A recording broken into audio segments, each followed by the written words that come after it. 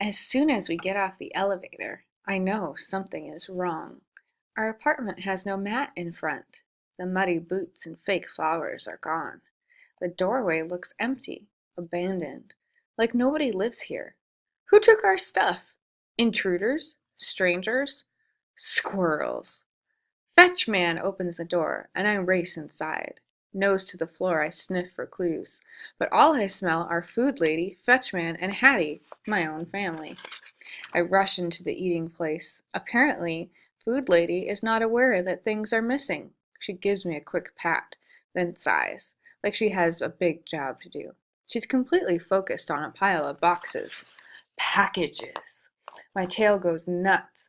I stick my snout in the closet in the closest box and begin rooting around, but it smells boring like old teacups, not new and exciting like a package. Fenway, Food Lady scolds. That's human for "you're in trouble." My ears droop and I back away. I was only doing my job. Packages must be inspected. What if they're hiding something dangerous or delicious? Fetchman smiles and kisses Food Lady's cheek. He speaks quickly and gestures a lot, like he's the happiest human in the world. What's he so excited about? Isn't he worried that our stuff's been stolen? Good thing my humans have a Jack Russell Terrier on patrol. We're obviously in terrible danger. There's so much to do. I keep sniffing around, but I do not find one single clue, and no tasty crumbs or yummy drips either. Food Lady wraps noisy paper around the dishes and tucks them into a big box. She grabs crinkly bags of chips and pretzels and cookies, cans and jars too. Pretty soon the cabinets are cleared out. Hey, wait a minute! What are we supposed to eat? I must warn my short human. I race to her, barking the whole way. Bad news, Hattie. We're going to starve. But when I get there, she's surrounded by boxes too, and she looks miserable, probably because she couldn't come to the dog park. Hattie loves playing ball and chase as much as I do. Even though I have terrible news, she forgets how sad she is when she sees me. Fenway! She sings in her sweet voice. That means, here's a treat. Hooray, hooray! I bark, blasting through the door. That's my Hattie, always thinking of me. I scamper over a box and hurl myself at her legs. I can hardly wait. "Ah," she says with a giggle, reaching into her pocket. The treat sails into my mouth. Chomp! Wowee! That hits the spot.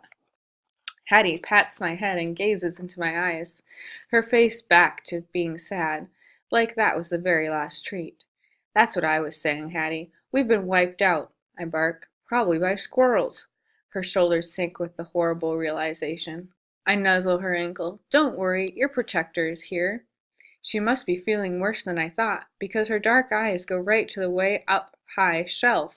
She climbs onto the bed and reaches for the fuzzy toy that used to be a bear, but is now only the upper half, with one arm.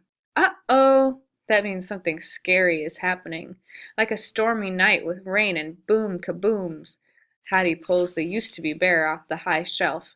She clutches it to her chest. She is scared. Good thing I'm here to cheer her up. As she's stepping down, I snatch the used to bear from her arms. I zip around the bed and fly over a box. Hattie's on my tail laughing. Hey, she says, reaching out her arms. I'm just beyond her grasp. I'm hopping through a pile of shoes when I stumble over something hard. Ouch! My bedtime hairbrush! What's it doing on the floor? Sensing opportunity, Hattie lunges. Drop it, she shouts in a voice that sounds anything but angry. She's fast, but I'm faster. I spring onto the bed. I bury my nose in the rumpled blankets.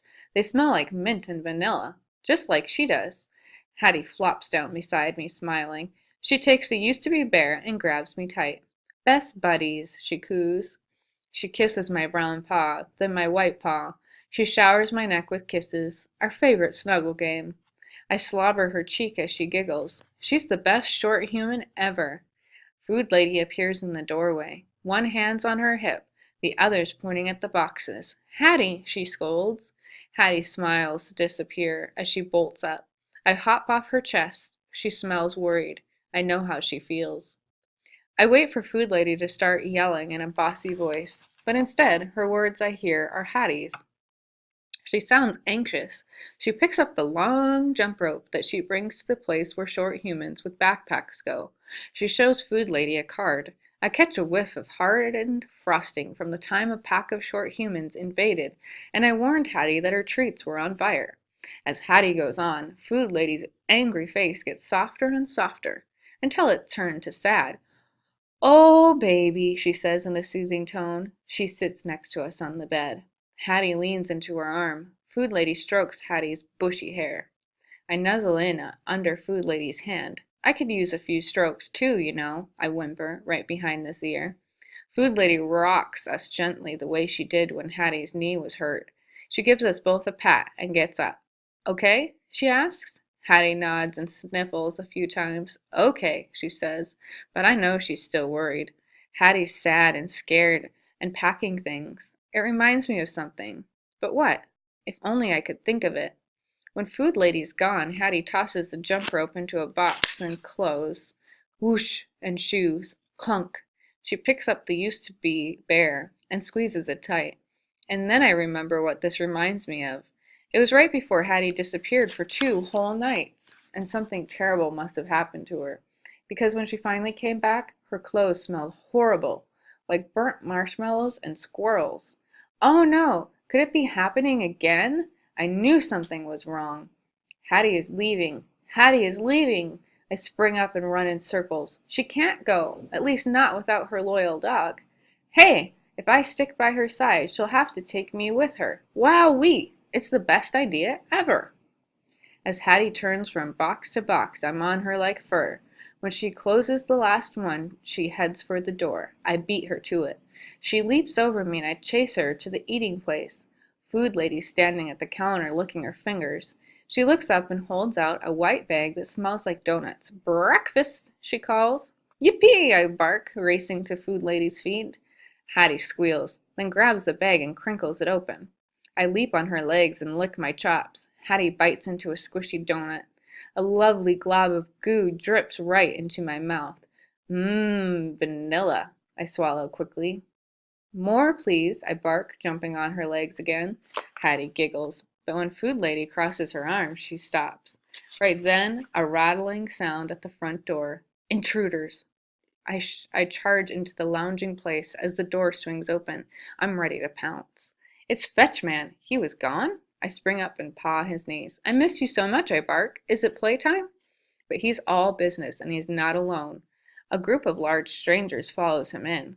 One after another they come through the door, reeking of coffee and sweat.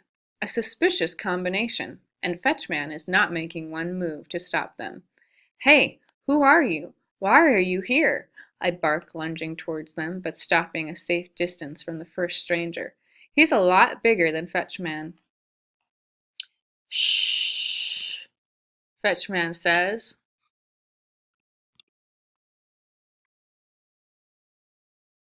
He grabs me by the collar and pulls me to the far side of the room. "Watch out," I bark. These guys are probably dangerous.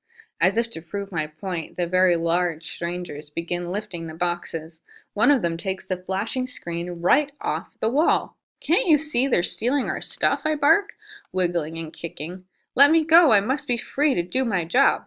But my warnings aren't doing one bit of good. Fetchman and Food Lady just stand there, watching these evil humans loot everything.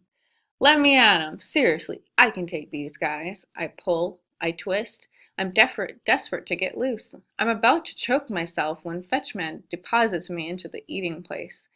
"Can't you see what's happening?" I bark. "If you ever needed a dog to protect you, it's now." Unfazed, Fetchman snaps the gate across the doorway. "I'm trapped. What are you doing?" I bark. "Are you nuts?" I jump my highest, but I'm no match for the gate. I can't keep this up for long. My legs are getting tired, and my bark is wearing out. Danger is happening right here in our home, and all I can do is watch. And worst of all, I got separated from Hattie when I was supposed to be sticking by her side. There goes the plan.